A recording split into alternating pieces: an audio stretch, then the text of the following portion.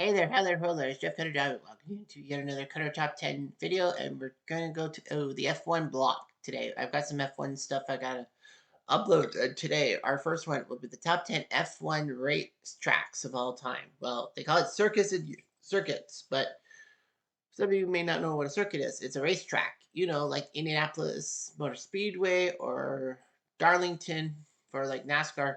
And F1, you got many great tracks and all that. So we're going to be looking at the top 10 racing circuits of all time. Um, it is going to be kind of a twofer for number 9 and number 10 because they're both in the same country, but we'll go. Number 10 is Hockenheimring. Hockenheimring. Hockenheimring in Deutschland, Germany. It has a sports straightforward, modern layout, high-speed spectacle, strategic racing, and major championship moments. So Germany has had some great races and all that. And of course, home to the great Michael Schumacher. Number 9 is a course that is well known not just for F1, but for racing games everywhere, like on the PS2 with PS2, PS3, PS5, whatever. It's Nürburgring, Nurburgring. So the Green Hell, as they call it. The original course was a fearsome endurance-style challenge. Well, if you play Gran Turismo, you know exactly what I mean. Like the track's like 7 freaking kilometers for a lap. So it was too dangerous for modern F1. Its legend became central. They did fix it, mostly for like racing car series and all that. So yeah, so Nürburgring doing her job, doing the job. And that was all there was to it. Endurance racing. Number 8 is the Autodromo Pace in Interlagos, Brazil. Brazil is known for their racing prowess, of course, having great champions like Ayrton Senna, everyone knows about that, or Rubens Barrichello, or even Emerson Fittipaldi. In fact, it is a short, undulating, counterclockwise, and chaotic course. Interlagos had some dramatic finales when F1 ended in Brazil and all that. One such was 2008 when Lewis Hamilton beat Timo Glock on the final lap to score enough points to win the 2008 championship and ruin Brazil having a hometown champ Felipe Massa. It has unpredictable weather, passionate crowds. Well, of course, Brazil is always passionate about their sports, like soccer, for example. It is a very good course. Number 7 is the Red Bull Ring in Austria. Austria has had some great guys and all that. Great racers. Who's at Austria? There were some great Austrian racers and all that. But anyway, I don't know why Roland Ratzenberger is the first name in mind. But anyway, Red Bull Ring is massive. It's compact, like small, fast, scenic, and deceptively tricky. It's tricky, baby. The Red Bull Ring has close racing through elevation changes, heartbreaking zones, and a flowing mountain setting. Yeah, European circuits, it's always amazing and all that to see. So it is a great thing. And Verstappen has done well at that course. Number 6 is the Circuit Gilles Villeneuve in Canada. I know you probably thought that I was going to go biased because, Canada and all that. But nope, definitely not. I know you could say, well, what about the other North American courses? What about the states, the Circuit of Americas in Austin? It's okay. Miami, it's okay. Mexico City, it's okay.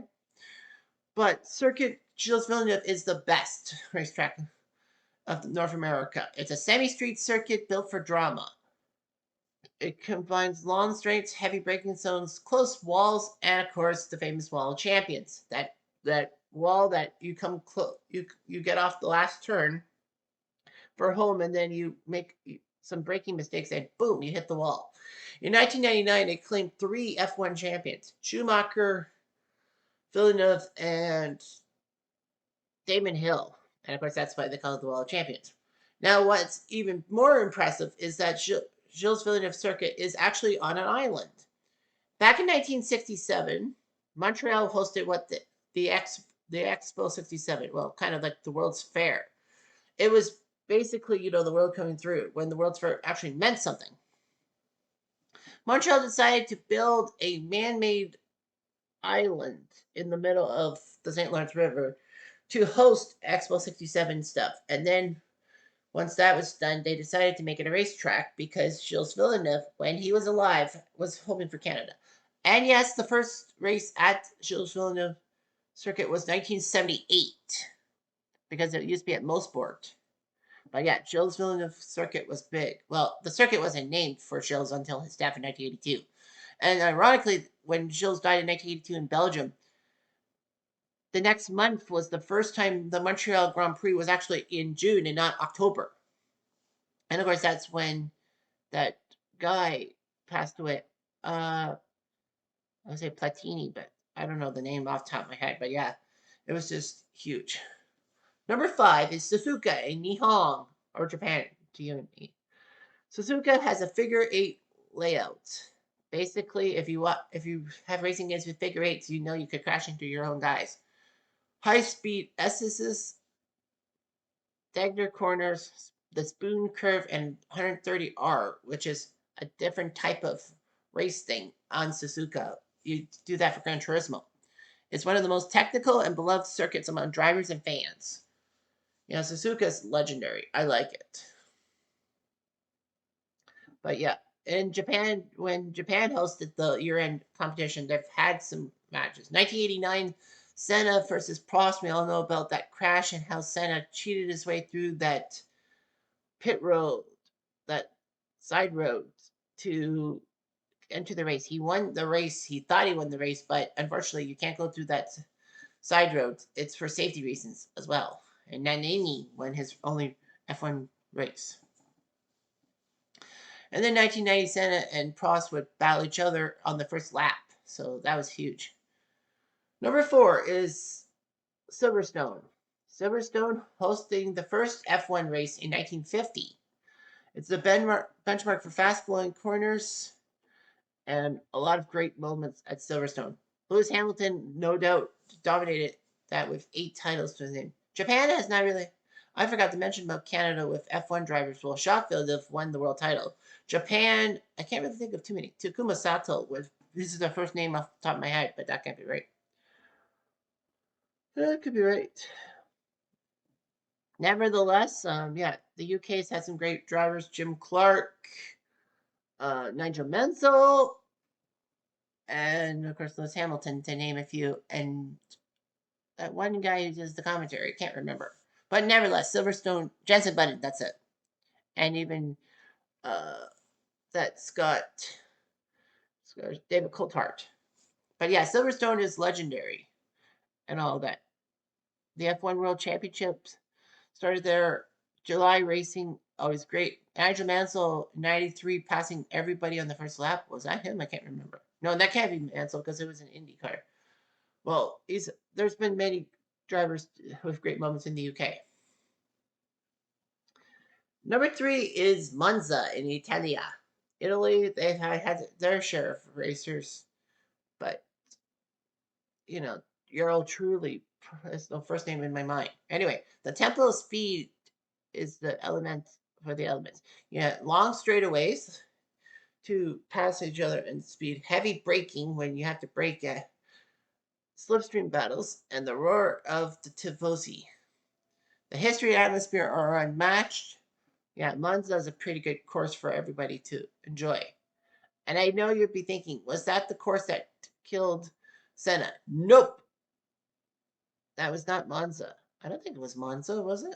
No, it was in San Marino. At least I thought that. Was Monza the one that he died in? I hate having to do this in the middle of my research, but I go on the fly. Like I don't use a script. Oh, that writing scripts is not in my repertoire. Yeah, I think it was Monza when he died. Yeah, I think it was Monza. No, it was this. No, it was the San Marino Grand Prix. It was San Marino. It wasn't the Italian Grand Prix. I was right all along. Great. Number 2 is the Circuit Spa Francorchamps in Belgium. Belgium has had some decent racers. Eddie Merckx. I can't really think of any of the good Belgian F1ers. Nevertheless, it's the ultimate driver's circuit. Spa has immense speed, elevation change, go from low to high, high to low, unpredictable weather, especially in 2021, I like to say, when the race had to be shortened after 6 laps, and they had the Eau Rouge ready on sequence. It rewards bravery like few tracks in motorsports. So, yeah, Spa is a pretty good track.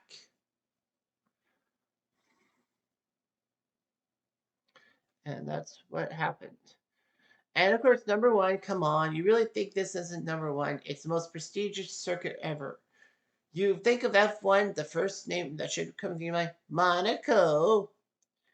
Well, of course, on a famous August weekend, we would have the F1 race in Monaco, the IndyCar stuff at Indianapolis, and NASCAR in Charlotte. The Triple Crown, the Holy Trinity, if I can say that.